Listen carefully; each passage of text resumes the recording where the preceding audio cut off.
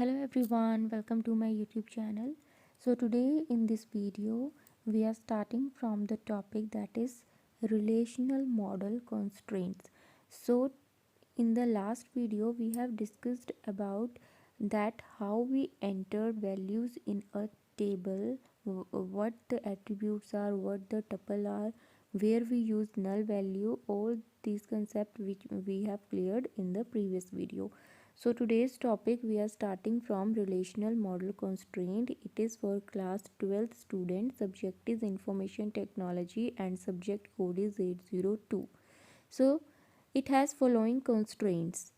जो हम relation create करते हैं, टेबल क्रिएट करते हैं, डेटाबेस को क्रिएट करते टाइम उसमें कुछ कॉन्स्ट्रेंट्स भी हम अप्लाई करते हैं. कॉन्स्ट्रेंट्स होता क्या है? कॉन्स्ट्रेंट जब हम अप्लाई करते हैं डेटा में, इसका मतलब कि हम अपने डेटा को कुछ रेस्ट्रिक्ट करते हैं. ठीक है, हम डेटा को रेस्ट्रिक्ट करते हैं, वो हम आगे स्टडी करेंगे.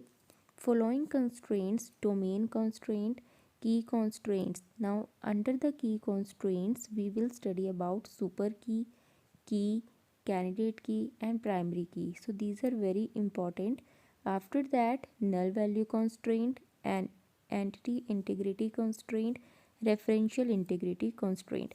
So these all are the constraint which we apply to the data which we going to enter in our relation. Okay, जो हम टेबल में डेटा को एंटर करते हैं तो उस पर हमें डेटा कैसा चाहिए, क्या हम उस पर रेस्ट्रिक्शन लगा सकते हैं, वो हम सारा इसमें स्टडी करेंगे. अब रेस्ट्रिक्शन क्या होती है स्टूडेंट्स? हमने देखा है कि हम जीमेल अकाउंट जब अपना क्रिएट करते हैं या कोई भी हम एक फॉर्म फिलअप करते हैं जनरली ऑनलाइन, तो उसमें क्या होते हैं, कुछ फील्ड्स ऐसे होते हैं स्टूडेंट्स जो रिक्वायर्ड होती हैं.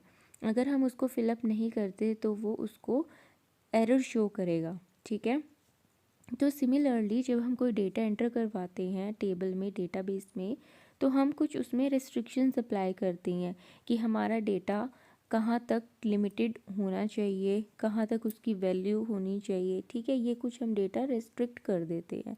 तो उसके लिए हम की का कॉन्सेप्ट यूज़ करते हैं डेटाबेस में. ठीक है, तो now there is domain constraint. Firstly it's domain constraint. ठीक है, तो it specifies the value of each attribute must be an atomic value from the domain of attribute. अब डोमेन क्या डिफाइन करता है? Data type. डेटा टाइप क्या होता है? हमने स्टडी किया था स्टूडेंट्स की डेटा टाइप जो होता है वो डिफाइन करता है कि किस टाइप का डेटा हम एंटर करवा रहे हैं डेटाबेस में. ठीक है, now you can see in the example student relation there is roll number, name and gender. Now you can see here roll number is in integer form, name is it in varchar, and gender we will also take it as in char, but here we are using like f1. So it is not valid. These type of values are not valid because what we are using here, we are writing f and with f we are writing integer value, so it is not valid. So that's why it is domain constraint कि हम domain constraint data पे apply करेंगे कि इस type की value हमारे data में enter नहीं होनी चाहिए. So after the domain constraint there is key constraint. So for this we need to understand the concept of super key, candidate key and primary key. So for this let us consider an example of student relation. So here you can see attributes with the name, student number which we also call student ID, student name, student state, student age, student country. Okay, so super key, firstly we'll see here that what is super key. तो students super key से क्या define होता है कि set of attributes which uniquely identify, okay, which uniquely identify a tuple. For example, let us consider that in a school the teacher comes to take an oral examination of students. So how teacher take an oral examination? He or she will call a student with their roll ID. It means that roll ID uniquely identifies the student. Okay, because roll ID is different for each and every student. Okay, किसी भी student का role ID कभी same होता है? No. तो role ID से पता लगता है कि यूनिकली आइडेंटिफाई करता है ये स्टूडेंट को, ठीक है। तो similarly in this relation student number and student phone, these are the set of attributes which define it as a super key, okay। तो इसमें क्या हो जाएंगे super key, student phone and student number। so now let us come to candidate key। candidate key जो होता है वो super की से ही हम सेलेक्ट करते हैं, इसलिए हम कैंडिडेट की को बोलते हैं मिनिमल सेट। कैंडिडेट की को क्या बोलते हैं हम? Minimal set of attribute. Why we call it minimal set? Because we select it from the super key, okay। we can take student phone number, either student phone number or student number, we can take one of these attributes as a candidate key। so candidate key cannot be null। candidate key को आप null define नहीं कर सकते, ठीक है, not null रहेगा हमेशा। After that there can be more than one candidate key, एक रिलेशन में एक से ज़्यादा कैंडिडेट की हो सकता है। Now let us come to primary key. अब कैंडिडेट की हमने सेलेक्ट किया है सुपर की से, तो प्राइमरी की हम सेलेक्ट करेंगे कैंडिडेट की से, मीन्स ये आपस में कोरिलेटेड है, ठीक है। तो there can be more than one candidate in a relation out of which we can choose one as a primary key. Candidate key एक रिलेशन में वन से ज़्यादा हो सकता है, more than one candidate key can be there in a relation. So from that candidate key one primary key we can select, okay. तो हर एक रिलेशन में जो प्राइमरी की होगा वो एक ही प्राइमरी की होगा, ठीक है। प्राइमरी की हमेशा एक ही होगा, तो primary is always one in a relation. Now you can see here that firstly it is super की। सुपर की में से हम कैंडिडेट की सिलेक्ट करेंगे एंड कैंडिडेट की से हम प्राइमरी की सिलेक्ट करेंगे, ठीक है। So now what is key? It is the minimal super key, which means that if an attribute from super key has been removed then it is no longer a super key. कि अगर हमने जो हमारे set of attributes हैं वो super की हैं, जो यूनिकली आइडेंटिफाई कर रहे हैं टपल को, बट अगर उनमें से एक हमने रिमूव कर दिया तो वो सुपर की नहीं रहेगा, ठीक है, सुपर की नहीं रहेगा। So this was the concept of the different की कॉन्स्ट्रेंट, दैट वो सुपर की, प्राइमरी की, कैंडिडेट की, इनमें क्या डिफरेंस होता है, ठीक है। और ये हम कैसे अप्लाई करते हैं ये हम प्रैक्टिकल में कवर करेंगे, ठीक है। It is very important topic of key constraint. Now there is null value constraint. Null value constraints को हम कब स्टूडेंट्स यूज़ करते हैं? अगर हमें डेटा एंटर करवाते वक्त डेटाबेस में किसी एट्रीब्यूट की वैल्यू नल नहीं दिखानी, नल नहीं शो करनी, ठीक है, तो उसके लिए हम नल वैल्यू कॉन्स्ट्रेंट का यूज़ करते हैं।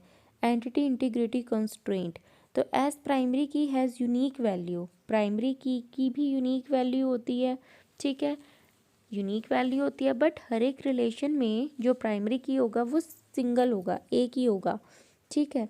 तो for it we cannot use null value, so that is avoid redundancy. कि एंटिटी इंटीग्रिटी कॉन्स्ट्रेंट का क्या मीनिंग है कि प्राइमरी की जो होता है वो यूनिक होता है, तो इस केस में हम नल वैल्यू का यूज़ नहीं कर सकते, बिकॉज नल वैल्यू को अगर हम यूज़ करते रहेंगे तो इससे क्या हो जाएगा, डुप्लीकेसी आ जाएगी डेटा में। तो डेटा की डुप्लीकेसी को, रिडंडेंसी ऑफ डेटा को अवॉइड करने के लिए हम एंटिटी इंटीग्रिटी कॉन्स्ट्रेंट का यूज़ करेंगे। After that last referential integrity constraint, तो जहाँ पे वर्ड आ जाए रेफरेंशियल, रेफरेंशियल मीन्स क्या, आप रेफ़र कर रहे हो, ठीक है। और इस कॉन्सेप्ट में हम फॉरेन की का कॉन्सेप्ट यूज़ करेंगे। फॉरेन की में क्या होते हैं? To tables. फॉरेन की में क्या होते हैं? To tables. फर्स्ट टेबल की कोई भी एक एट्रीब्यूट को हम एज अ प्राइमरी की यूज़ करते हैं सेकंड टेबल की एट्रीब्यूट में, ठीक है। Here you can see the example that in first table there is employee name, age, employee ID. Now employee ID we have taken this attribute as a primary key for the table 2, that is employee ID, employee location, ठीक है। तो इस case में आप देख सकते हो कि जो थर्ड वैल्यू एम्प्लॉय आईडी की वो अलाउड यहाँ पे नहीं होगी। क्यों? क्योंकि ये इसको फिर डिफरेंट डिफाइन करेगा, बट हम तो सेम ही ले रहे हैं वैल्यू, ठीक है। तो इस चीज़ को अवॉइड करने के लिए हम रेफरेंशियल इंटीग्रिटी कंस्ट्रेंट का यूज़ करेंगे। ठीक है, employ ID in table 1 is defined as foreign key and in table 2 it is used as a primary key. ठीक है, तो इसलिए हम इसमें क्या इसका रेफरेंस दे रहे हैं, तो इसलिए हम इसको क्या बोल रहे हैं, referential integrity constraint.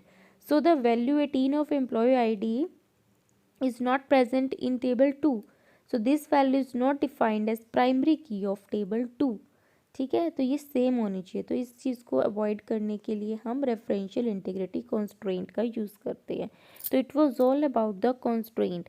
In the next video will study about SQL and various structures, various syntax of the structured query language will study, that is how we create table, how we create database, how we enter or insert data into the table। ठीक है, ये सारा हमारे पास structured query language के topic में include होगा, जो practical है सारा, और हम नेक्स्ट वीडियो में इसके सिंटेक्स कवर करेंगे। तो वीडियो पसंद आया तो वीडियो को लाइक शेयर सब्सक्राइब करना, बेल आइकन को प्रेस करना मत भूलिएगा for future for the further videos, for the new videos, and share it with your friends too if you found it very helping or informative, and link of the PDF you can see in the description box।